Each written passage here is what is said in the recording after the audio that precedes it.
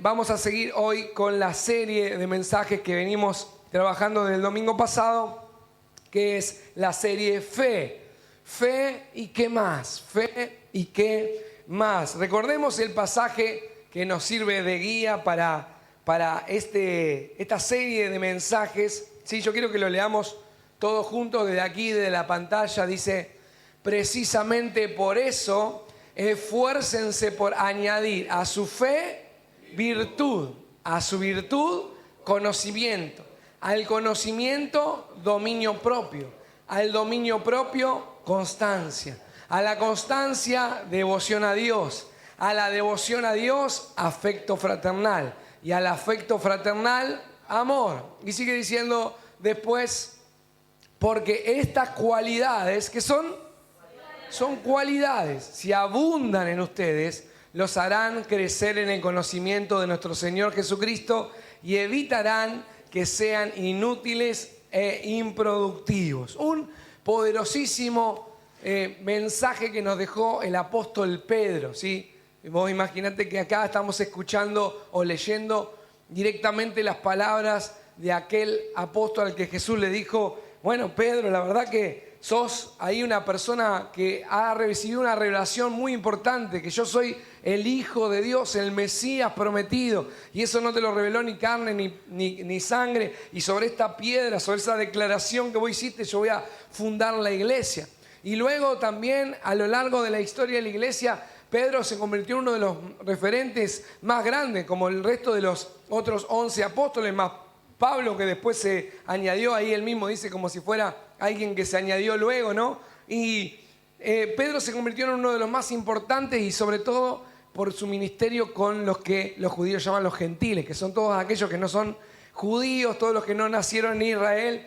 En esa época de la Biblia les llamaban gentiles a todas las personas que no habían nacido en Israel. Y Pedro siente ese fuerte llamado a predicar a los gentiles, junto con Pablo también, que recibe ese llamado. Y él nos escribe y nos dice: es buenísimo que tengan fe.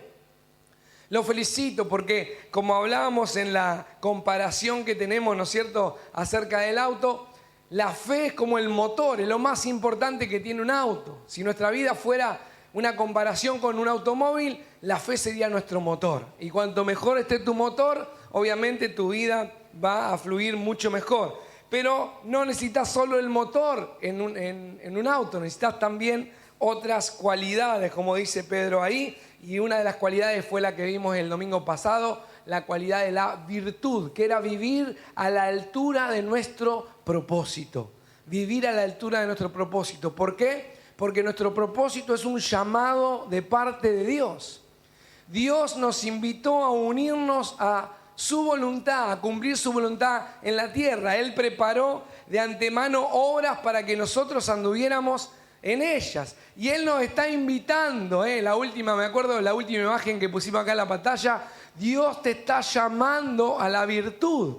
Dios nos está invitando a ser personas virtuosas, para con esa virtud demostrar las virtudes también de aquel que nos llamó de las tinieblas a su luz admirable. Así que somos personas que no somos simplemente, no queremos ser virtuosos para que la gente diga: wow, mirá qué virtuoso esta persona, qué capo, qué impresionante, ¿no? No, queremos nosotros reflejar con nuestra virtud las virtudes de aquel que nos llamó. Y cuando lo hacemos, demostramos la virtud de Dios. Y hoy vamos a ver la segunda cualidad que Pedro nos dice que debemos añadir. ¿Y cuál es la segunda cualidad? ¿Quién se acuerda? A la virtud hay que añadirle conocimiento. Muy bien, a la virtud hay que añadirle conocimiento. Y hablando también todavía con ese ejemplo de autos que lo voy a usar a lo largo de toda la serie, cuando yo era adolescente, muy adolescente, porque vivía en una ciudad más chica, entonces, y sobre todo porque era otra época, ¿no? De ahora no se podría hacer. Yo aprendí a manejar a los 13 años, ¿sí? Y me acuerdo que mi papá me enseñó a manejar cuando tenía 13 años. Me acuerdo que aprendí a manejar con un Peugeot 404, palanca al volante, caja de tercera. O sea, tenía 3 cambios nomás. Todavía sé en los cambios de la caja del volante, ¿no? Ahí la primera, la segunda, la tercera, y no había más. Solo 3 cambios tenía ese Peugeot 404 modelo 69. Que si algún día tengo mucho dinero me lo voy a comprar.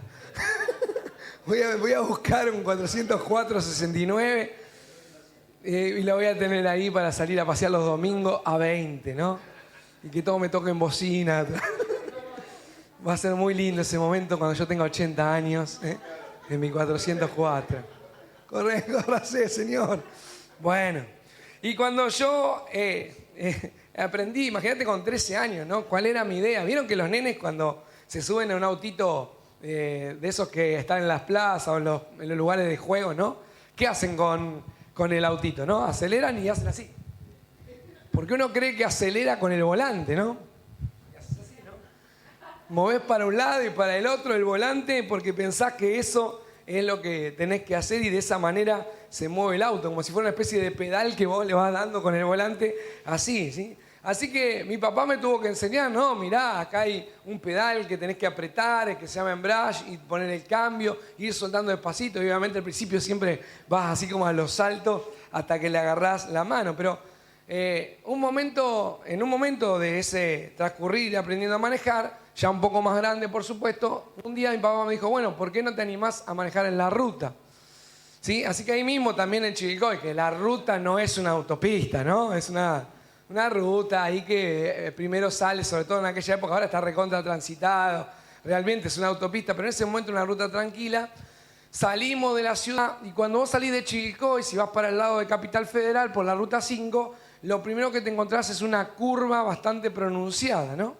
Y yo siempre había manejado en el pueblo, así que cuando yo llegaba a la esquina para doblar, tenés que girar bastante el volante, más en un 404 69, ¿no? Te tenés que colgar del volante y maniobrar hasta que la rueda doble, ¿viste? Toca un poco con el guardabarro y ahí termina de doblar un poco, ¿no? Entonces cuando yo llegué a la curva en la ruta, que vendría a 60, ponele, a 70, con toda la furia, quise doblar de la misma manera que doblaban las esquinas, ¿no? Y entonces tiré el volantazo así, empecé a girar el volante y el auto hizo ¡fum! Y se fue directamente se iba para la banquina, ¿no? El auto, decía que mi papá estaba ahí al lado y se agarró del volante y lo tiró para la derecha porque yo tenía que doblar para la izquierda y lo volvió a la ruta y me dijo, no, en la curva esa penita que tenés que mover el volante porque vas a mucha velocidad y apenas vos doblás ya el auto toma la curva y me enseñó eso, ¿no? Porque yo pensé que tenía que pegar el volantazo, ¿no es cierto? Ahora, cuando uno es chico y empieza a aprender a manejar o tiene una idea de lo que es un auto, uno piensa que era eso nomás, ¿no? Que es como uno veía los dibujitos animados, ¿no? Que era encender el motor y acelerar y ya. Y poner las ruedas a funcionar, ¿no? Yo pensaba justamente eso, que era solamente encender el motor, es decir, la fe, y acelerar. Eso era manejar para mí. Encender el motor, como decimos que es la fe, acelerar, que tiene que ver con las ruedas y que el otro día, el domingo, hablábamos de la virtud, y que con eso iba a llegar a cualquier lado. Pero ¿qué me faltaba? Entender que tengo que manejar la dirección del auto. Tengo que saber manejar el volante del auto. En un momento entendí que por más que yo tuviera un motor espectacular y las ruedas nuevitas recién compradas, que dicho sea de paso ahora las tengo que cambiar de mi auto, y estoy viendo ahí, ay Dios. Pero aunque tuviera la rueda nuevita, necesito de la dirección del auto, porque si no va a ser inútil. Voy a estar así como girando en trompos o en un momento voy a chocar porque no estoy manejando la dirección. Ahora, la dirección del auto en este ejemplo tiene que ver con el conocimiento. Tiene que ver con el conocimiento. Muchos de nosotros por ahí vivimos la vida espiritual como si manejáramos sin agarrar el volante, ¿no? Y ahora vas a ver en el desarrollo de esta charla qué significa agarrar el volante. Pero hay muchas personas que simplemente creen que la fe es eso, es prender el motor y acelerar, ¿no? Y usamos esta frase a veces, ¿no? Yo esto lo estoy haciendo por fe. Y ese por fe solamente, si vos lo decís así, yo voy a hacer esto por fe, es como literalmente encender el motor y acelerar. Pero la fe, esa fe, hacerlo por fe, de verdad, como deberíamos hacerlo, necesita del conocimiento. Necesita del conocimiento.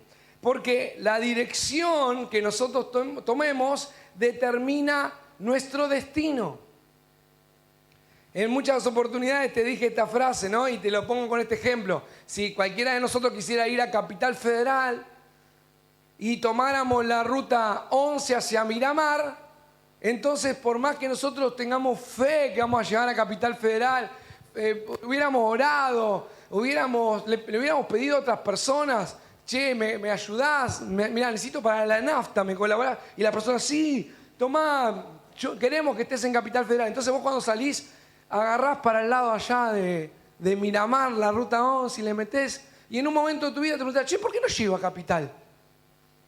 Porque tomaste la dirección equivocada.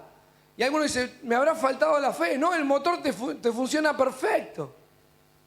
Estará pinchada la rueda que no me permite avanzar. No, la rueda va en bárbaro. Lo que pasa es que no tenés el conocimiento de qué ruta tenés que agarrar para poder llegar a Capital Federal. Por eso Pedro nos dice que a la fe tenemos que agregarle esta cualidad también, que es la cualidad del conocimiento. Nuestra vida es igual. La fe y la virtud necesitan. La fe es el motor, la virtud son las ruedas, pero el conocimiento es el volante. Sin volante no podés dirigir tu vida hacia lo que Dios está haciendo en este momento. Por eso Pedro, y siempre me gusta repetir esa primera palabra que usa Pedro, ¿no? Dice, esfuércense por añadir a su fe virtud y a la virtud conocimiento. Ahora, la palabra conocimiento puede confundirnos a nosotros. Por eso me gusta ir a ver cuál es la palabra original que usó Pedro cuando escribió su carta. Y la palabra original, como él escribió en otro idioma, en griego, es la palabra gnosis, ¿sí? Que acá significa la comprensión práctica y la sabiduría para vivir, y no significa solamente información intelectual. No significa ser inteligente o tener mucho conocimiento, pero simplemente intelectualmente. Esa es una idea occidental del conocimiento. Acordate que nuestra fe proviene de Oriente, no de Occidente. Nosotros en Occidente formamos todo lo que tiene que ver con la escuela, que tiene que ver con la lógica. Más tiene que ver con los griegos, nuestra forma de formar a los chicos y de crecer nosotros. Y lo que suponemos nosotros que uno conoce es lo que empieza a saber. Entonces por ahí si yo te pregunto, bueno, después de M, ¿qué B va? ¿B larga o B corta? Después de M, ¿qué B va? ¿B larga o B corta? B larga. Ese es un saber que vos tenés intelectual. No es una revelación, ¿no es cierto? Vos lo aprendiste, algunos lo están aprendiendo ahora, algunos están diciendo, ¡ah! ¡Gloria a Dios!, dicen algunos. Claro, después de M va B larga. ¿Sí? Es un saber que vos tenés. Es como si yo te pregunto, ¿cuál es la capital de la provincia de Buenos Aires? La Plata, muy bien. Algunos están dudando si les toman hoy lección de cuarto grado. Repiten cuarto grado, ¿eh? Esto para que vos tomes conciencia y entiendas a tus hijos, ¿no? Que vos decís, ¿cómo no lo sabes? Bueno, vos tampoco lo sabes tanto, ¿no? Pero tenemos que entender que eso es saber, pero la raíz de conocimiento no está diciendo en la Biblia una palabra que yo inventé que es saberimiento. Necesitamos saberimiento, necesitamos saber muchas cosas. Eso necesitamos para poder andar en la vida, saber. Información, necesito información. A veces podemos confundirnos, ¿no? Por nuestro pensamiento lógico de que si yo necesito conocimiento, necesito saber muchas cosas, necesito mucha información. Y no es lo que necesitamos realmente, porque lo que dice la Biblia no es que necesitamos saberimiento, sino que necesitamos conocimiento. La raíz es conocer. Lo que necesitamos es conocer. Y hay una gran diferencia entre saber y conocer. Yo sé un montón de información de personas que no conozco. Vieron que, por ejemplo, sabemos la vida de la China Suárez en detalle. Ustedes saben, estaba tratando de salir del fútbol porque iba a hacer un ejemplo de fútbol. Entonces me metí en la farándula. Ustedes deben saber. Estuve ahí. Ah, porque está, claro. Está ahí con el fútbol, está muy cerca. Ahora, ustedes deben saber en qué lugar del mundo está, muchos de ustedes o algunos no, en qué lugar del mundo está la China Suárez ahora. Ahora, capaz que no sabés ni dónde está tu tía. Te pregunto por tu tía y no tenés ni idea, pero de la China Suárez sabés todo.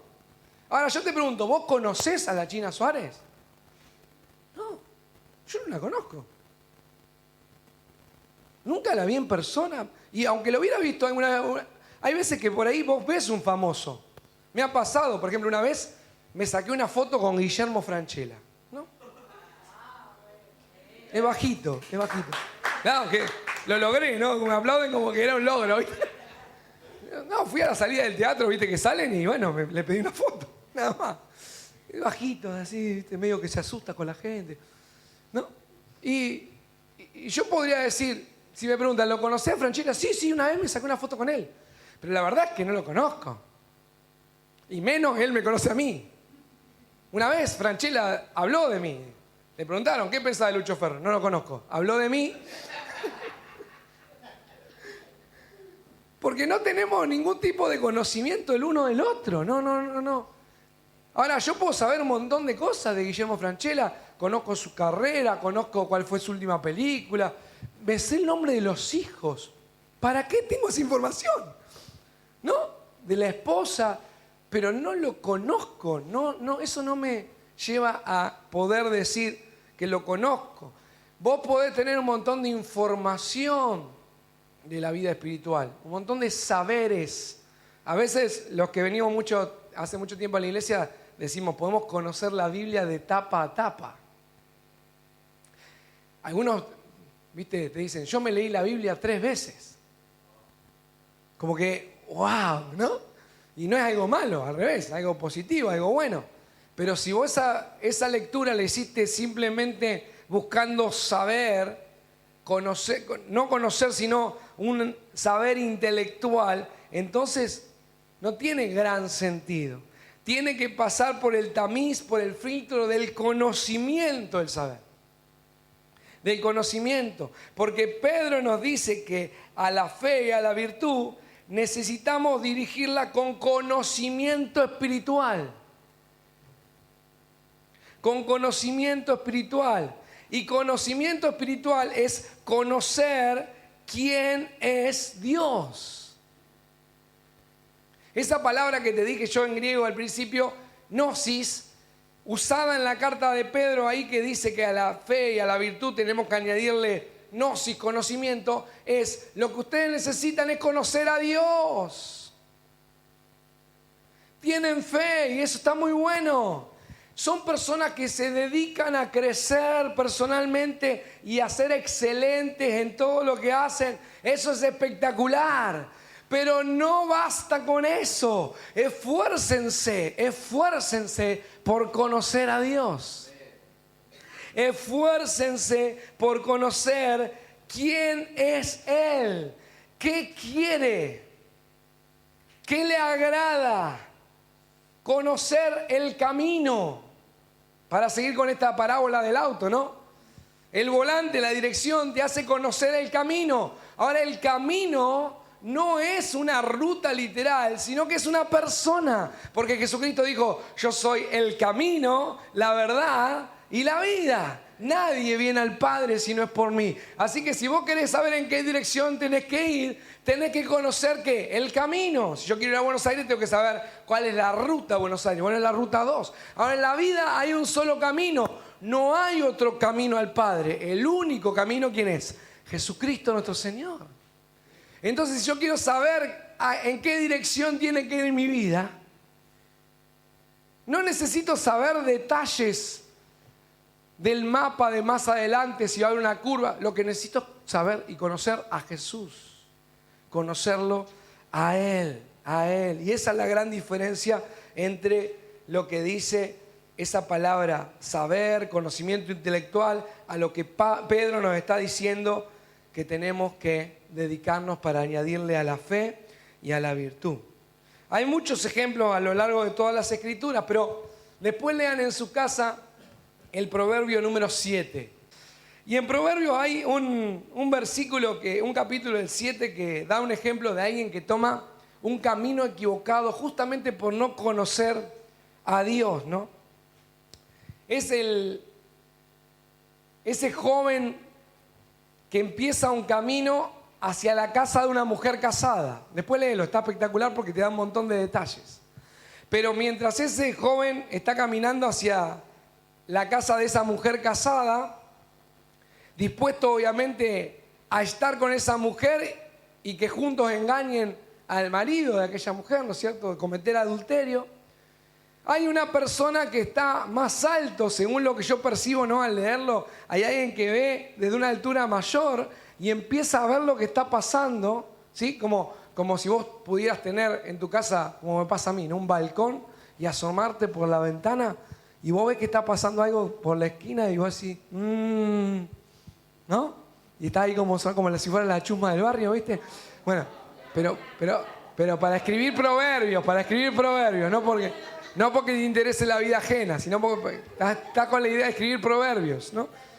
Y entonces estás ahí mirando y hay una persona que es más grande, una persona que se nota que es una persona más grande, que es ni más ni menos que el sabio, ¿no? Salomón, en este caso, está escribiendo, y él describe esa situación y dice, vi a este joven que iba por ese camino y ese camino lo iba a llevar a la muerte.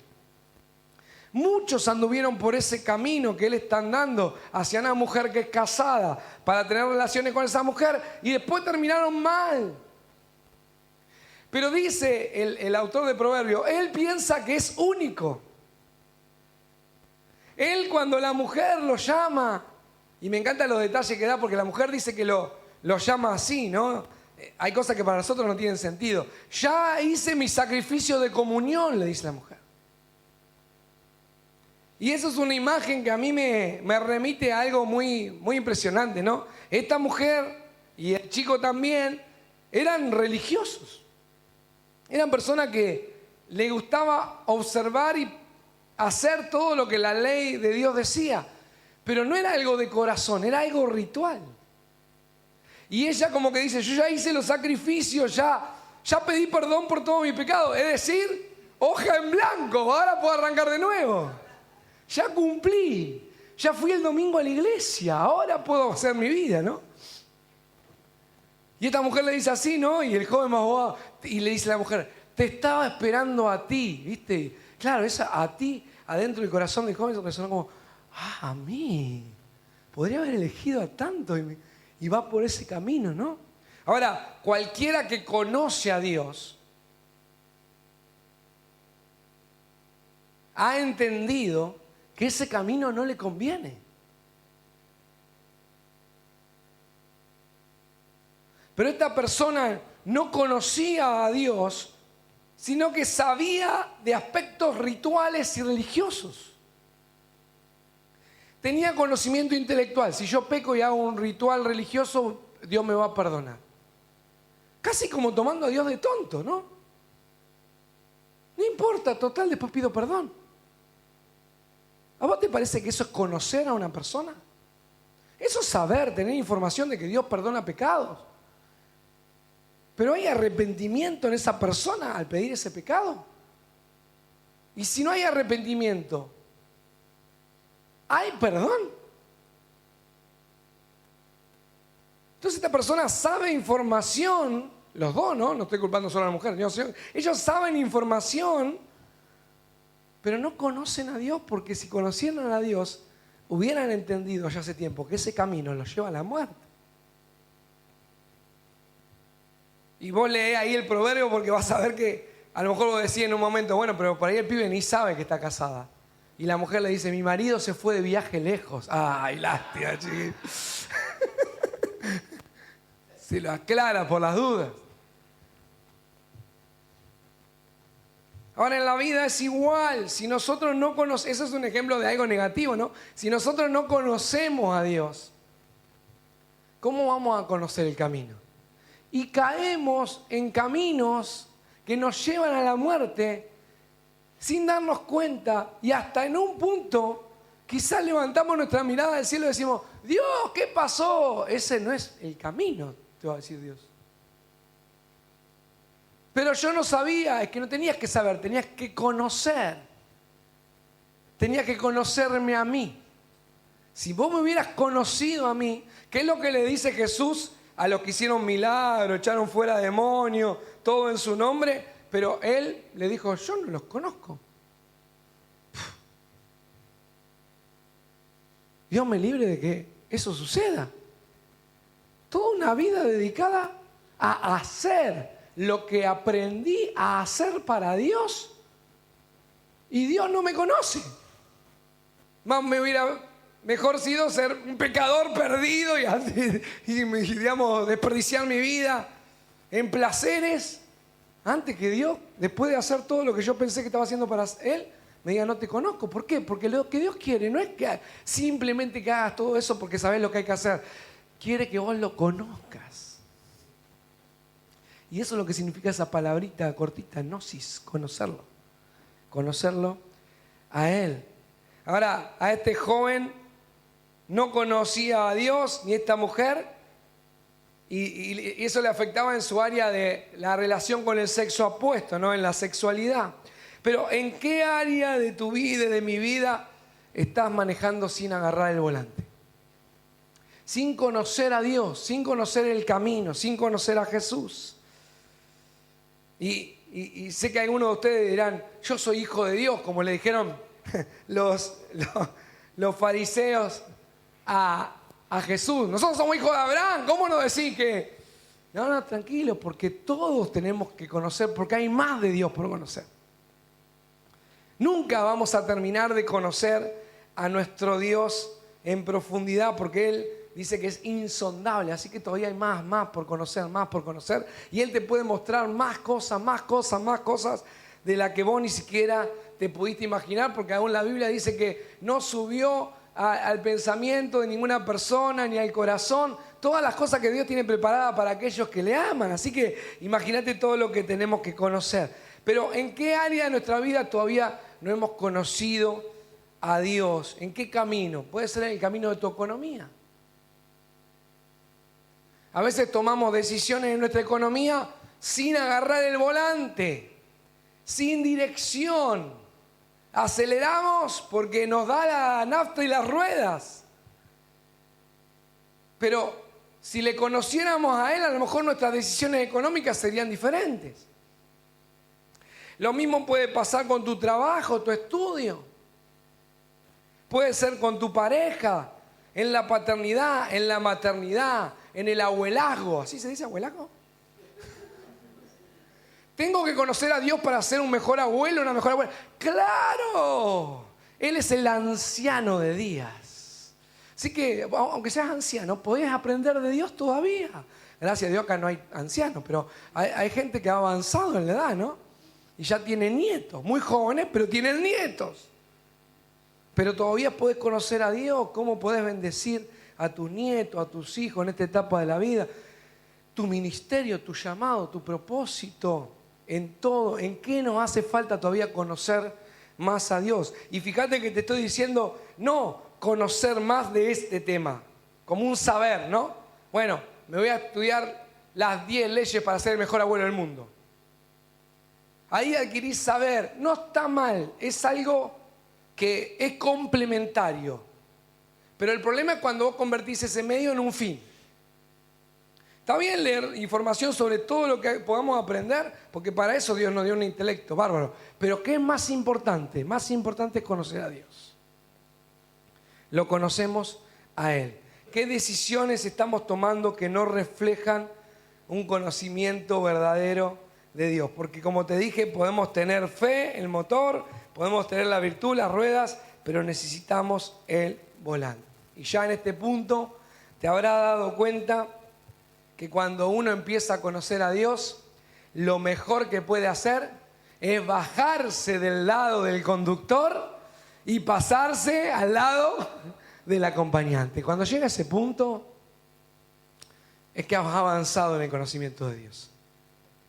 Porque muchos de nosotros podemos estar en la etapa de la vida donde decimos, sí, Dios, sé mi copiloto. Y está buenísimo eso. Porque tenés el motor, tenés la fe, tenés las ruedas y encima tenés a Jesús, al Espíritu Santo, al Padre ahí, subido a tu auto y diciéndote a dónde tenés que ir. Pero todavía hay un camino más excelente. Que es decir, yo me doy cuenta, Padre, que encima a veces vos me decís frena y yo pienso que es mejor acelerar y sigo haciendo las cosas a mi manera porque todavía tengo el control. Entonces, ¿qué vamos a hacer? Vamos a hacer una cosa. Yo no me voy a suicidar, voy a cederte el control del volante y me voy, mira, yo te diría que al asiento de atrás directamente, por la duda que te dé ganas de agarrar el volante, me voy al asiento de atrás, me relajo y te conozco manejando. Eso es lo que tendríamos que hacer. Por eso Jesús dijo, pero cuando venga el Espíritu Santo de verdad, Él los guiará a toda la verdad. El Espíritu Santo debería ser el que tenga el control del volante de nuestra vida. ¿No es así? Si lo dejamos a Él, Él nos va a guiar a toda la verdad. Que no es ni más ni menos que ¿quién? Jesús. Jesús nos enseñó. Déjalo al Espíritu Santo. Él va a manejar el volante de tu vida y te va a guiar a toda la verdad. ¿Y quién es toda la verdad? Jesucristo es toda la verdad. Él va a guiarte a Él, que Él a la vez es el camino. Por eso el pasaje completo en lo que Jesús dijo en esa ocasión dice así, pero cuando venga el Espíritu de verdad, Él los guiará a toda la verdad, porque no hablará de su propia cuenta, sino dirá solo lo que oiga y les anunciará las cosas por venir. Él, el Espíritu Santo, me glorificará porque tomará de lo mío y se lo dará a conocer a ustedes. Todo cuanto tiene el Padre es mío. Por eso le dije que el Espíritu Santo tomará de lo mío y se los dará a, ¿qué dice ahí? A conocer, no saber. Se lo dará a conocer a ustedes. Mi papá me enseñó, cuando leo la Biblia, tratar de ver cuáles son las palabras claves. Y Jesús una y otra vez dice, conocer, conocer, conocer, conocer, conocer, conocer. Lo que necesitas es conocer al Espíritu Santo. Tanto, tanto, tanto que como te dije una vez, hasta los discípulos anduvieron con Jesús 3 años y medio y Jesús les dijo, es mejor que yo me vaya. Porque si yo me voy, les enviaré otro consolador, el Espíritu Santo. Y los discípulos no entendían nada. Y Jesús murió y todos se fueron. Y resucitó y hasta algunos dijeron, yo si no lo veo no lo creo. Y Jesús le tuvo que mostrar las heridas ahí. Pero cuando vino el Espíritu Santo, ahí operó la transformación. Ahí fue totalmente diferente. Ahí el Pedro que le cortaba una oreja a un centurión romano cuando venía a predicar, de repente se levanta y predica y se convierte en 3.000 personas de una. Los que estaban atemorizados salen por todas las aldeas conocidas y por todas las ciudades de Judea, Samaria, hasta lo último de la tierra, a predicar, no importándole que seguramente les esperaba un final de muerte y quizás una muerte atroz. ¿Por qué? Porque habían conocido al Espíritu Santo. La realidad, la perspectiva es totalmente diferente cuando nos dedicamos a conocer a Dios. Dios te está llamando a conocerlo. A nuestra fe añadirle virtud, pero también te está llamando a conocerlo a Él. Amén.